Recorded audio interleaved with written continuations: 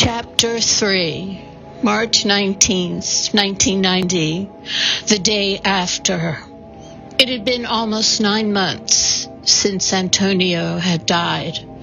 On many nights, after Alexa was asleep, Portia tiptoed into the library and replayed his saved phone messages. "Hi, Portia. It's me calling to check in with you." Hearing his voice lent credence to her fantasy that Antonio was still alive. When she awoke the next morning, the bleak reality made her weep until Stansky comforted her in his arms. She was grateful to him and also to Alexa, who made her laugh with imitations of Mr. Snow, her hapless math teacher. Encouraging her artist's creativity filled her workdays, yet that pleasure was offset by graphic nightmares of her house burning down. On this chilly March afternoon, Portia closeted herself in her gallery. Her office space offered warmth and comfort. She was doing what she did best, moving photographs of artist work around her desk as she designed the new show.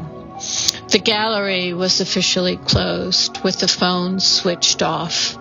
A good time to organize Stockwell's April opening.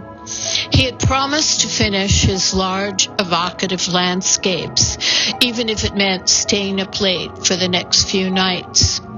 While the misty tinge of his abstractions might remind collectors of Mark Rothko, they acknowledged Stockwell's gestural brushstrokes could only be his. Portia's exhibition space served as a home for 10 emerging artists, paintings, lithographs, drawings, and sculpture. She employed 320-something art history graduates who impressed potential buyers with their knowledge, and she felt proud when her artist shows were well reviewed in the Boston Globe and Art News.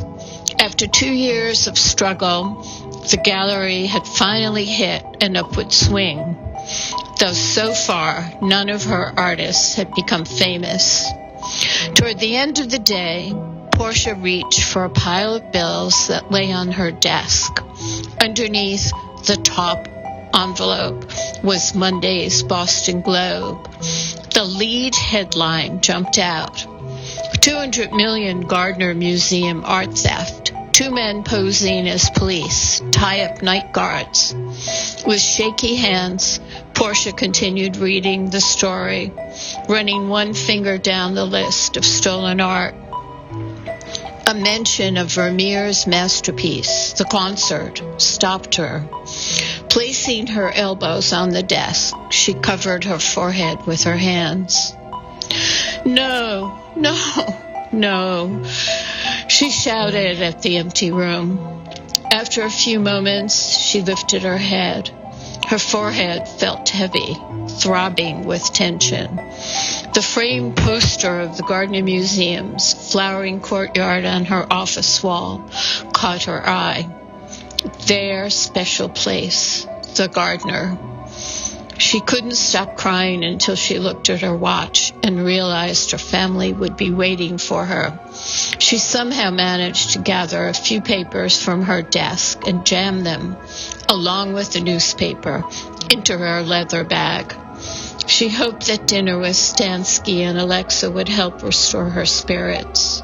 Instead of walking home, she took a taxi the short distance from her Newbury Street gallery to their South End townhouse with its yellow door. Monticello chrome yellow had the effect she'd intended when she chose it, much to Stansky's chagrin. He feared the glow would attract too much attention. She convinced him yellow symbolized warmth and honesty. Portia fumbled in her purse for the keys and shivered as she turned the lock. She strode down the narrow hall, overheard Stansky and Alexa in the kitchen, and threw open the half-closed door. The bright lights reflected against the 3 floor-to-ceiling windows. The mustard-yellow drapes reached the black and white tile floor. The Welsh dresser was festooned with blue and white English crockery.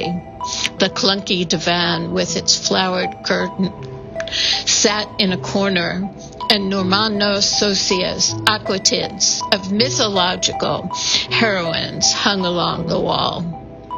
"What's wrong?" Stansky asked. "You look awful." 13 pieces were stolen from the gardener. "Oh no!" Alexa in her striped overalls rushed over to give her mother a hug.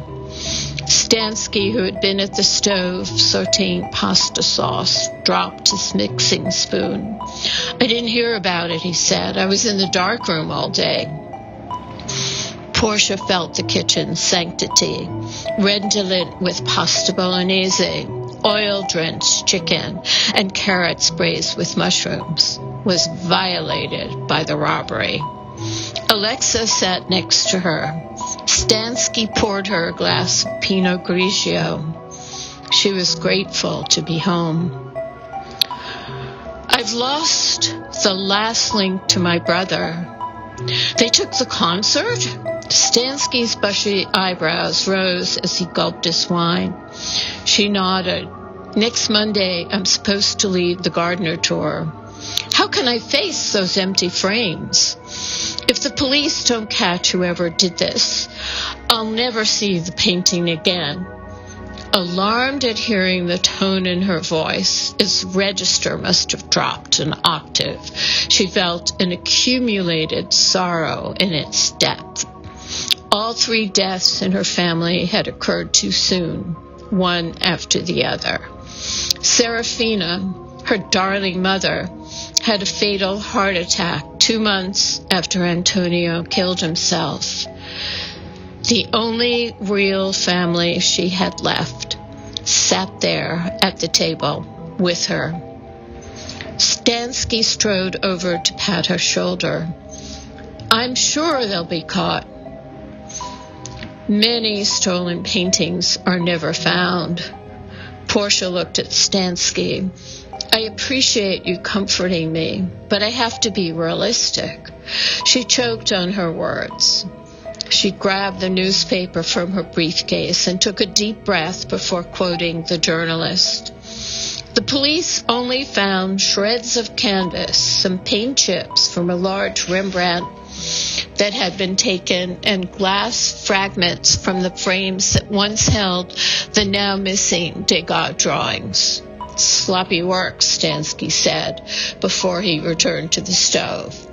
He shook basil leaves into the pasta sauce and continued stirring. "No fingerprints? How can detectives not find incriminating clues?" she asked. "I understand why you're upset. At least no one was hurt." "It's a huge loss." Portia put a hand over her heart. "Of course." Stansky moved to embrace her. He nuzzled her ear. She stayed in his arms for a few moments, relishing the warmth. "How did it happen?" Stansky murmured into her hair. 2 men impersonating policemen got into the museum by telling the 2 night guards they were investigating a neighborhood disturbance. Stansky returned to the pasta sauce. "Only an idiot would believe that. The guards should have known better. Being part-time college students is no excuse."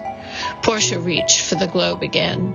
She read aloud the journalist's description of how the thieves handcuffed the guards, wound masking tape around their mouths and eyes, and tied them to chairs in the basement. They also disabled the security cameras, she said.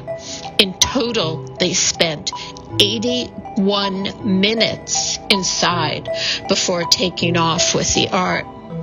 Stansky turned away from the stove, his eyebrows raised. "That long?" The robbers must have known they had time to remove everything they wanted. They took pieces from 3 rooms on 2 different floors. She put the newspaper down on the table and retied the bow on her white blouse as a way of pulling herself together. Then she turned to face Stansky. The robbery took place after midnight. Those bastards, they chose St. Patrick's Eve when the real police were busy breaking up drunken brawls. Do you think they knew the night guards were Berkeley music students, she asked. They were probably smoking dope. That's not the point. Tears ran down Portia's cheeks. The concert wasn't protected. It's okay to cry, Alexa said, and in her sweetest 10-year-old manner reached over to caress her mother's hand. Uncle Antonio loved that painting. It's precious, darling, just like you. Portia raised her daughter's bangs and kissed her on the forehead, breathing in her ivory soap scent. Do you remember it? She asked her. Alexa shook her head no. Portia pointed to the grainy picture in the newspaper. I can't really see it well, Alexa said. I'll be right back. Portia ran upstairs. She grabbed a book on the Dutch masters from their library shelves as she calmed herself for Alexa. When she returned to the kitchen table, she motioned for her daughter to move her chair closer. She opened the book to a crisp image of the concert. See the space below? It's shadowy. Vermeer's interiors shimmer and threaten. Wow, Alexa said. Can you imagine the harpsichord sound? Portia asked. Sort of. Alexa pointed to the figure on the right. Why isn't she singing? She's keeping time for the other 2 musicians. Stansky sat down to join them. In his black turtleneck sweater, he looked every inch the bohemian art photographer. He stroked his beard. If you could read a crime scene the way you read paintings, you could be a sleuth instead of an art dealer. Pleased by the compliment, Portia ran her fingers through her hair. You know I love mysteries, especially Donna Leon's. Me too, Alexa chimed in. I want to be Nancy Drew. Nancy Drew has great instincts. They're almost as good as yours. You mean I could become a detective when I'm older?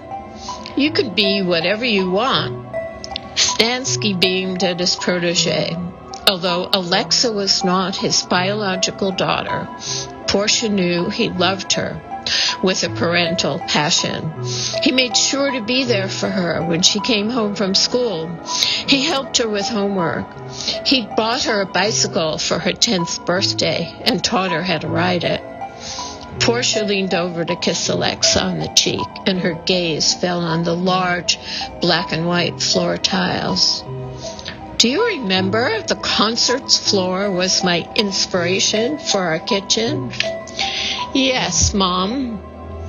It's dinner time. Let's stop discussing the robbery, her husband urged.